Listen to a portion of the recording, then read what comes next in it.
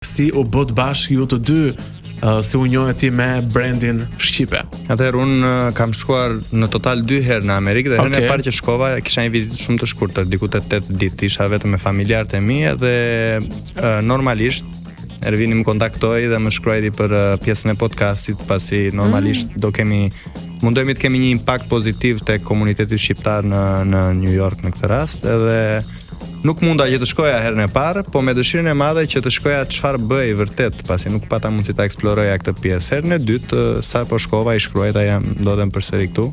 U takuam edhe përveç pjesës së podcastit, pash që edhe veshja dhe çdo gjë, e pyeta, më tregoi produktet e veta dhe normalisht menduam për një bashkëpunim. Një bashkëpunim i cili është shumë frytdënës, edhe mua po më pëlqen shumë fakti që sa shkoj në New York ose në Amerikë, në çdo vend, e di që kam njerëz të mi të cilët suportojnë njëri tjetrin në fundit. Vërtet, ti që shkon më rrallë ndej përpos shqiptarëve që jetojnë, ti e ndjen për krahun shqiptarëve mes njëri tjetrit në Amerikë? Në Amerikë po. Madje më shumë se këtu. Këtu nga që nuk ekziston, prandaj po të pyes, po andej po them.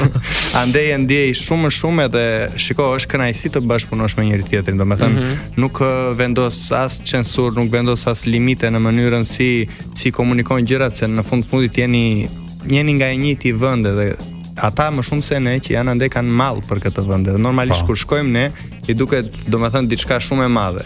Edhe janë shumë mikpritës në fundit.